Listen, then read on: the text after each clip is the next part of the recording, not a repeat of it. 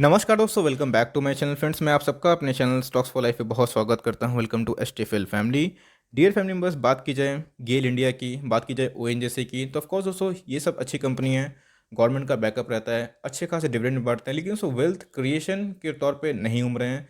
Yes, एक range bound देखने को मिलते हैं, लेकिन दोस्तों बहुत लोग निवेश इसलिए करते हैं बिकॉज इनमें अच्छा खासा डिविडेंड देखने को मिलता है। लेकिन दोस्तों बात की जाए, बहुत ऐसे लोग हैं जो बोलते हैं कि सर हमको डिविडेंड भी चाहिए और गैस इंडस्ट्री में ही निवेश करना है, ऑयल इंडस्ट्री में ही निवेश करना है, बिकॉज ये इंडस्ट्री कभी ख़त्म नहीं हो सकती, इस बात का सबको ज्ञान है। लेकिन दोस्तों आने वाले टाइम में चैलेंजेस देखने को मिल सकते हैं।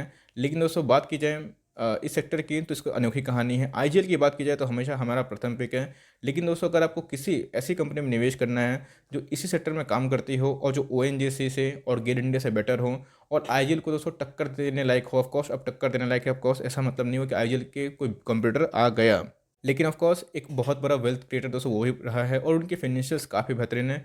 मस्त डिविडेंड बांटते हैं और उनके फाइनेंशियल मैट्रिक दोस्तों मुझे काफ़ी प्रभावित करते हैं। तो कौन सा वो स्टॉक है और अगर आपको निवेश करना है तो उसको ज़रूर कंसिडर कर सकते हैं। तो दोस्तों वीडियो में वही बात होगी, लेकिन बहुत ही यूनिक स्पेशल स्टॉक है, तो आपसे रिक्वेस्ट है कि वीडियो को पूरा अंत तक देखें।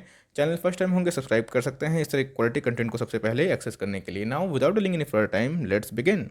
स्टॉक के दोस्तों प्रीवियस ट्रेडिंग डे की बात की जाए यानी मनी कल के दोस्तों, तो हमें 242 लगभग दिखाई पड़ रहे हैं, मीन्स 240 के लगभग आसपास दिखाई पड़ रहे हैं। इनके जो 52 वीक लो है दोस्तों कितने हैं, 170 के लगभग। इसका मतलब कोरोना क्रैश में कुछ ज़्यादा क्रैश नहीं हुआ, जहाँ बहुत सारे बिजनेस 60-70% टूट चुके थे।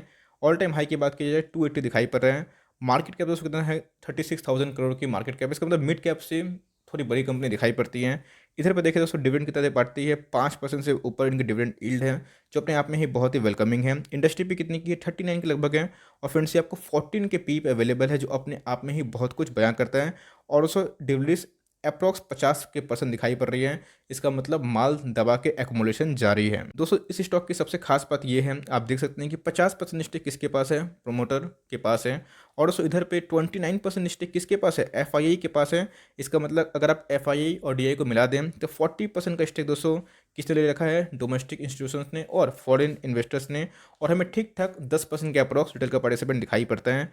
अगर आप देखें फ्रेंड्स, इंश्योरेंस कंपनी का एक भी परसेंट स्टेक नहीं है, तो मेरी नज़र रहेगी कब इंश्योरेंस कंपनी इस कंपनी में थोड़ी निवेशित रहे। अब दोस्तों बिक्री की बात की जाए, 2019 में कंपनी का कारोबार कैसा रहा, कैसे दोस्तों बिक्री उन्होंने करी, 38,000 करोड़ की बिक्री थी। और सो ये कितने की बिक्री हो चुकी है, 35,000 का। लेकिन दोस्तों घबराना नहीं है, इनके रेवेन्यू अप एंड डाउन होते हैं, बिकॉज जिस सेक्टर में ये काम करते हैं, जैसे मैंने बताया गेल और ओएनजीसी, इनके प्राइस अप एंड डाउन होते हैं। गैस के प्राइस, क्रूड ऑयल के प्राइस आपको पता ही है, जिसकी वजह से रेवेन्यू अप एंड डाउन होगा तो भाई चलता है। लेकिन देखना बनता है क्या प्रॉफिट में अप एंड डाउन है। ऑफकोर्स दोस्तों प्रॉफिट आप देख सकते हैं कि एकदम कंटिन्यूसली बेसिस से बढ़ रही है, जो अपने आप में दर्शाती है कि बहुत ही अच्छी कंपनी है। पहले कितने की प्रॉफिट थी, 2150 की, अभी कितनी की हो चुकी है, 2688 करोड़। तो भाई as per the side is concern, आपको पता है कि 36,000 करोड़ की मार्केट कैप दिखाई पड़ रही है। इसका मतलब दोस्तों उस लिहाज से इनके जो रिजर्व सरप्लस है बहुत ही अच्छे हैं। 9,000 करोड़ के ऊपर रिजर्व सरप्लस लाना दोस्तों एक मामूली बात नहीं होती है, जो अपने आप में ही बहुत कुछ बतलाती है। इनके ईपीएस ही दोस्तों आपको समझ में आ जाएगा कि इनके फाइनेंशियल रिजल्ट कैसे हैं। आपने देखा कैसे दोस्तों 2100 करोड़ से 2600 करोड़ का प्रॉफिट देखने को मिल रहा है। लेकिन ईपीएस बतलाता है कि अर्निंग पर शेयर कितना होते हैं। तो फ्रेंड्स हमने क्या देखा कि सबसे पहले ये देखा कि इनके वैल्यूएशन ठीक ठाक दिखाई पड़ रहे हैं। दूसरा, डिविडेंड ठीक ठाक बांटते हैं। इनके क्रैश की संभावना भी कम देखने को मिली और दोस्तों हायर साइड अवेलेबल दिखाई पड़ता है। और इनके फाइनेंशियल्स की बात की जाए बहुत ही शानदार अभी तो दिखाई पड़ रहे हैं। सेल्स में कंपनी ऑफ कोर्स एक प्लस माइनस तो होता है, लेकिन कंपनी एक प्रॉफिटेबल कंपनी, इस बात का ध्यान दीजिएगा। और इनके ईपीएस दोस्तों टाइम टू टाइम बढ़ रहे हैं, जो अपने आप में ही बहुत अच्छी चीज़ है। आरओई की बात की जाए, रिटर्न ऑन इक्विटी, दोस्तों मैं इसको बहुत ज़्यादा ध्यान देता हूँ। और आप देख सकते हैं कि फ्रेंड्स ये एक ऐसी कंपनी है जिनके आरओई कितने हैं, 24 के ऊपर। मतलब आपका एक शेयर दोस्तों आपके बिजनेस में कितना कमा के दे रहा है, यही दोस्तों मुझे काफ़ी पसंद आया इस कंपनी के ऊपर। और आरओई से देखिएगा 21 के लगभग हैं। और आपने देखा कि करंट रेशियो भी ठीक ठाक है। और डेट टू इक्विटी फ्रेंड्स आप देख सकते हैं कि इनके ऊपर ऑलमोस्ट कोई भी डेट नहीं है, नेग्लिजिबल 0.01 कुछ नहीं होता है। फ्रेंड्स आप इनको डेट फ्री कंसिडर कर सकते हैं। इसका मतलब मैट्रिक के अनुसार, फाइनेंशियल पैरामीटर के अनुसार, रिजर्व और सरप्लस के अनुसार और डिसेंट दोस्तों इनके प्रोमोटर स्टेक के अनुसार और डेट फ्री भी नहीं है। कंपनी बहुत ही दोस्तों अभी तक प्रॉमिसिंग दिखाई पड़ रही है। और फ्रेंड्स आपको ऐसा मैंने बताया कि इनके रेवेन्यू प्लस माइनस होते रहते हैं, बिकॉज आपको पता है कि डोमेस्टिक मार्केट में, बाहर मार्केट में प्राइस ऑयल नेचुरल गैस का ऊपर नीचे होता है। लेकिन उसको कंपनी के प्रॉफिट देखिएगा, आप देख के हैरान हो जाएंगे। कंपनी की एक बार 1.72 2.11 सब रुपीज़ इन करोड़ हैं। इसका मतलब दोस्तों कंपनी की कंटिन्यूसली रेवेन्यू में तो अप एंड डाउन दिखाई पड़ रहे हैं, लेकिन कंपनी दोस्तों हर एक साल में अपने प्रॉफिट को बढ़ा ही रही है, जो दोस्तों इसको और भी बहुत मजबूत बना देती है। गाइस मिड कैप कैटेगरी से थोड़ी ऊपर से बात की जाए तो पेट्रोनेट एलएनजी इस कंपनी का नाम है।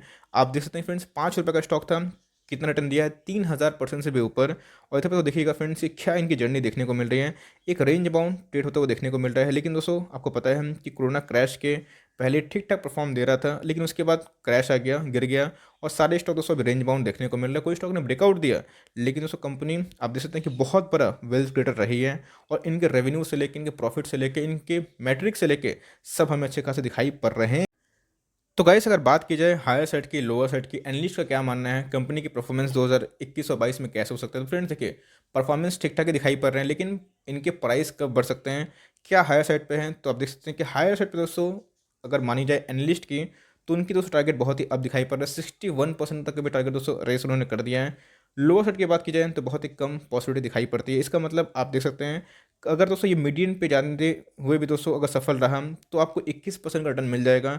और लोअर साइड पे एनालिस्ट का मानना है कि 3 से 4% गिरावट देखने को मिल सकती है। और दोस्तों अगर ज़्यादा से ज़्यादा हुआ तो आप 5-6% का करेक्शन समझ सकते हैं। लेकिन दोस्तों हायर साइड की कितना बात की जाए, कितना है, 61% का, जो इधर से फ्रेंड्स 390 दिखाई देता है। अब फ्रेंड्स ये एनालिस्ट का टारगेट अनुमान है, ये मिल भी सकता है, नहीं मिल सकता है, लेकिन दोस्तों हमने क्या देखा, कंपनी के क्वालिटी के अनुसार कंपनी में कोई भी डेंट नहीं है, कंपनी बहुत ही पावरफुल दिखाई पड़ रही है, अपने इंडस्ट्री में ठीक ठाक वैल्यूएशन पे हैं, अच्छा डिविडेंड बांटती है, अच्छा प्रॉफिट करती है, अच्छे आरओई है, और सो इनके जो चार्ट पैटर्न है काफ़ी प्रॉमिसिंग दिखाई पड़ रहे हैं। लेकिन यस, आईजीएल हमेशा प्रथम प्राथमिकता होना चाहिए, उसके बाद दोस्तों चाहे दोस्तों कंसिडर कर सकते हैं। और डाउन साइड इस कंपनी में बहुत ही लिमिटेड दिखाई पड़ते हैं। एक बार दोस्तों थोड़ा देखना बनता है कि इस कंपनी के बारे में थोड़ा पढ़ना बहुत ज़रूरी है। मैं रिक्वेस्ट करूंगा कि सारी कंपनी का बायोडाटा इन्फॉर्मेशन जाकर दोस्तों विकीपीडिया से ही खोजने की कोशिश करें। ऐसा मैं क्यों बोल रहा हूँ, तो आप देख सकते हैं कि पूरा दोस्तों आपको इतिहास भूगोल मिल जाएगा विकीपीडिया में, कंपनी करती क्या है, उनके प्रोमोटर्स कौन है। तो Petronet LNG limited is an Indian oil gas company formed by the government of India. कौन स्थापित किया दोस्तों, स्टैब्लिश कौन किए हैं, government of India, to import liquefied LNG and set up LNG terminal in the country. It's a joint venture company promoted by the GAIL, ONGC, Indian Oil and BPCL. तो friend जितने भी बड़े बड़े नवरत्न, महारत्न, मिनीरत्न, हमको पता है कि बहुत सारे कंपनी के लाइक होते हैं गवर्नमेंट कंपनी के, तो दोस्तों नवरत्न की बात की जाए, महारत्न की बात की जाए, तो उनमें बड़ी बड़ी कंपनियां आती है, जैसे गेल हो गए दोस्तों, ओएनजीसी हो गए, आईओसी हो गए, बीपीसीएल हो गए, ये सारे दोस्तों उनके प्रमोटर। इसका मतलब इनको गवर्नमेंट की लाइक बैकअप देखने को मिलती है, और दोस्तों इनके सारे मैट्रिक्स सही हैं। तो मेरे हिसाब से अगर आपको किसी में निवेश करना है तो फ्रेंड्स मेरे हिसाब से ये कंपनी अच्छी है। लेकिन ये डिस्क्लेमर, आपकी सबसे प्रथम प्राथमिकता क्या होनी चाहिए दोस्तों, आईजीएल होनी चाहिए। उसके बाद अगर आपको किसी को कंसिडर करना है तो आप चाहे तो उसमें निवेश कर सकते हैं, लेकिन ध्यान रखिएगा वैल्यूएशन वाइज काफ़ी अंडर वैल्यूड है। लेकिन यस, आपको टाइम लगेगा, तो अगर आप बहुत लॉन्ग टर्म विजन लेके चलते हैं तो ही निवेश करने का सोचिएगा, वरना दोस्तों आपके पास आईजीएल का ऑप्शन खुला हुआ है। मैं दोस्तों इस कंपनी के बारे में क्यों आपसे शेयर किया, बिकॉज ये कंपनी में ग्रोथ भी है, और साथ साथ दोस्तों डिविडेंड भी सही बांटती है, जो आईजीएल में हमें मिसिंग दिखाई पड़ता है। तो जो डिविडेंड लेवल है उनको इस कंपनी के बारे में बहुत ही अच्छा लगा होगा जान के, और आपको दोस्तों एक मे भी डायरेक्शन मिल जाए, और मे भी दोस्तों आप इसके ऊपर अपनी रिसर्च को और भी मजबूत कर पाए। तो भाई डेली चार्ट की बात की जाए तो अभी 242 दिखाई पड़ रहा है, और एनालिस्ट की मानी जाए तो 230-35 तक जा सकता है। इसका मतलब डाउन साइड बहुत ही लिमिटेड दिखाई पड़ रहा है, और अपसाइड बहुत ही ह्यूज है। आप देख सकते हैं कि 260 के ऊपर दोस्तों इसने एक बाउंस बैक मारा, मीन्स बाउंस बैक के बाद दोस्तों एक रिट्रेसमेंट देखने को मिला, उसके बाद स्टॉक में एक करेक्शन देखने को मिला दोस्तों, और उसके बाद एक रेंज बाउंड देखने को मिल रहा है, 1, 2 और 3, ये 3 बॉटम देखने को मिल रहा है दोस्तों। तो अगर ये इधर से सस्टेन करता है, 250 के ऊपर जाता है, तो ऑफकोर्स 265, 275 के लगभग पे ये जाने की कोशिश कर सकता है। और मुझे लगता है फ्रेंड्स कि अगर आप इसको लॉन्ग टर्म तक होल्ड कर सकते हैं तो आपको ज़रूर रिवॉर्ड कर सकता है, बिकॉज कंपनी ओवरऑल बहुत ही अच्छी दिखाई पड़ रही है। लेकिन ये दोस्तों डिस्क्लेमर, आप अगर निवेश करिएगा तो अपनी कन्विक्शन से करिएगा फ्रेंड्स, क्योंकि देखिए ऑफकोर्स एक ऐसी कंपनी है जो ग्रोथ भी देती है, और जिसमें डिविडेंड भी सही है। लेकिन आपने देखा कि गेल इंडिया है, और ये सब क्या होता है दोस्तों, एक लेवल में अगर आप निवेश करें तो सही होता है। तो मेरे हिसाब से अगर आपको कोई अंडर वैल्यू स्टॉक चाहिए और आपको लॉन्ग टर्म का नजरिया रखना है, तो ऐसे स्टॉक पर आपको दावेदारी हो सकती है। तो निवेश करने से पहले अपने फाइनेंशियल एडवाइजर की सलाह जरूर ले दोस्तों। ये एजुकेशनल पर्पज से मैंने आपको स्टॉक बताया, आप चाहे तो निवेश कर सकते हैं, कंपनी बहुत ही अच्छी है। और दोस्तों इधर पे अगर आपको बेट करना है कोई दूसरे पीएसयू से, तो ये दोस्तों बहुत ही अच्छा दिखाई पड़ता है, जिनमें मुझे अच्छे फाइनेंशियल्स देखने को मिलते हैं, जहाँ पे अदर जगह पे मिसिंग दिखाई पड़ते हैं।